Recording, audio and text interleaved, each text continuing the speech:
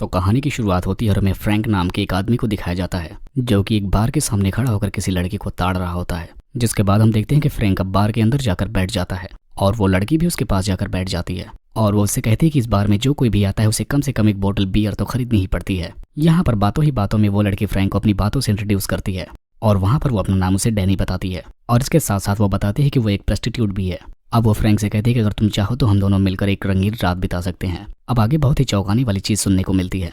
यहाँ पर फ्रैंक उसे बताता है कि वो एक लॉटरी में $4 मिलियन जीत रखे हैं और अगर तुम चाहो तो तुम मेरे साथ रह सकती है और मैं तुम्हें हर महीने 1 लाख यूरो दिया करूंगा। लेकिन उसके साथ उसकी एक शर्त भी होती है कि उसको उसकी सारी बातें माननी होंगी और वो भी उसे अपनी वाइफ की तरह प्यार करेगा। और इतना सुनने के बाद अब फ्रैंक भी राजी हो जाता है और लड़की की भी सारी शर्तों को मान लेता है। जिसके बाद अब हम देखते हैं कि ये दोनों फ्रैंक के घर पर पहुंच जाते हैं। जिसके बाद यहाँ पर ये दोनों रोमांस करने वाले होते हैं लेकिन फ्रैंक के मन में कुछ चल रहा होता है जिसकी वजह से वो बहुत ज्यादा ही उदास हो जाता है। अब अगले दिन हम देखते हैं कि जब फ्रैंक ऑफिस जा रहा होता है तभी उसे हार्ट अटैक आ जाता है क्योंकि वो बहुत लंबे टाइम से दिल की एक खास बीमारी से जूझ रहा होता है। जिसके बाद अब डैनी उसे अंदर लेकर जाती है और कुछ टाइम बाद फ्रैंक का वहाँ पर एक दोस्त भी आता है जो कि एक डॉक्टर भी होता है।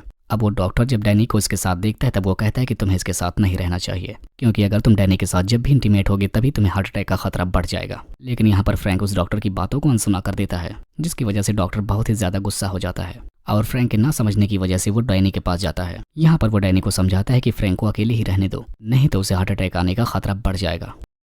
तब यहाँ पर डैनी डॉक्टर को बताते हैं कि फ्रैंक की सारी रिस्पॉन्सिबिलिटी मेरे हाथ में है क्योंकि मेरे होते हुए उसे कुछ भी नहीं हो सकता। जिसके बाद वो बहुत ही ज्यादा इमोशनल हो जाती है और वहीं पर बैठकर रोने लगती है। अब अगले दिन हम देखते हैं कि डैनी फ्रैंक के साथ एक बीच पर मस्ती कर रही होती है जिसके बाद वहाँ पर वो दोनों इंटीमेट भी होते हैं। अब इसके बाद शाम के टाइम हम देखते हैं कि डैनी और उसका डॉक्टर फ्रेंड और फ्रैंक तीनों एक साथ बैठकर डिनर कर रहे होते हैं और अब इन दोनों की हरकतों के बारे में डॉक्टर को भी पता चल जाता है। जिसके बाद वो डॉक्टर फ्रैंक का पल्स चेक करता है। अब पल्स चेक करने के बाद डॉक्टर कहता है कि इसका सब कुछ ठीक है लेकिन फिर भी तुम्हें अपना ध्यान रखना चाहिए क्योंकि तुम्हारा हार्ट बहुत ज्यादा कमजोर हो चुका है। अब अगले दिन हम देखते हैं कि डैनी बीमार पड़ जाती है। जिसके बाद फ्रैंक का वही डॉक्टर दोस्त डैनी को भी चेक करने के लिए आता है। अब वो डैनी को चेक करने के बाद देखते हैं कि उसका बॉडी टेम्परेचर बहुत ज्यादा बढ़ चुका है और यहीं पर अचानक से उस डॉक्टर को ही हार्ट अटैक आ जाता है जिसकी वजह से उसकी मौत हो जाती है।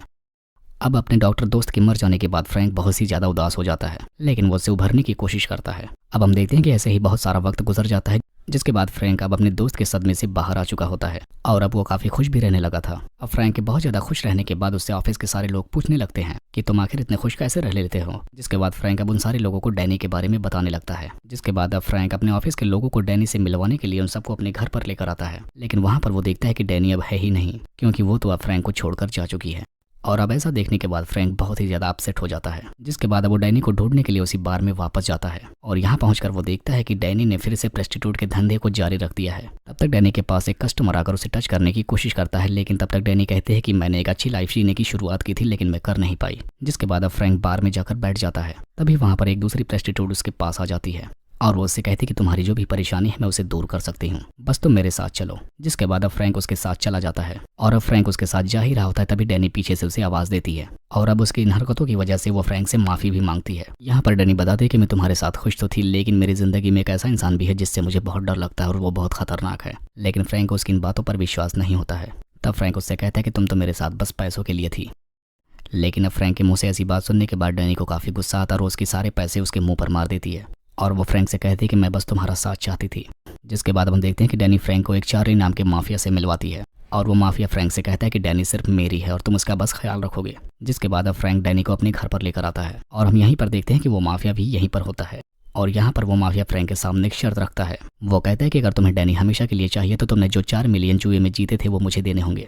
अब फ्रैंक थोड़ी देर सोचने के बाद कहता है कि मुझे ऐसी डील नहीं करनी है। जिसके बाद अब चार्ली डैनी को लेकर वहाँ से चला जाता है। अब यहाँ पर जब चार्ली डैनी के साथ इंटीमेट होने वाला होता है तब तक डैनी कहती है कि उसे उसके साथ नहीं रहना क्योंकि वो फ्रैंक को पसंद करने लगी है। जिसके बाद अब वो माफिया डैनी को छोड़ देता है।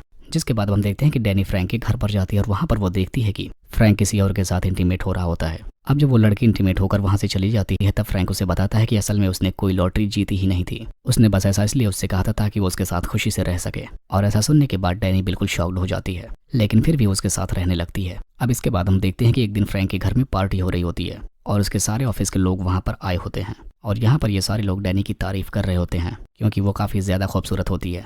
तभी यहाँ पर हम देखते हैं कि वही माफिया चार्ली डैनी से मिलने के लिए यहाँ पर फिर से आया होता है। अब इसके बाद फ्रैंक जब डैनी को ढूंढता है तब वो दिखाई नहीं देती है और यहाँ पर हम देखते हैं कि डैनी तो फ्रैंक के ऑफिस के किसी बंदे के साथ इंटीमेट होने जा रही होती है। अब मूवी के एंडिंग सीन में दिखाया जाता है कि डैनी फ्रैंक के साथ बैठी होती है और वो फ्रैंक से कहती है कि मैं तुम्हारे दिल का हमेशा ख्याल रखूंगी। और इसी को दिखाते हुए इस मूवी का यहीं पर एंड हो जाता है।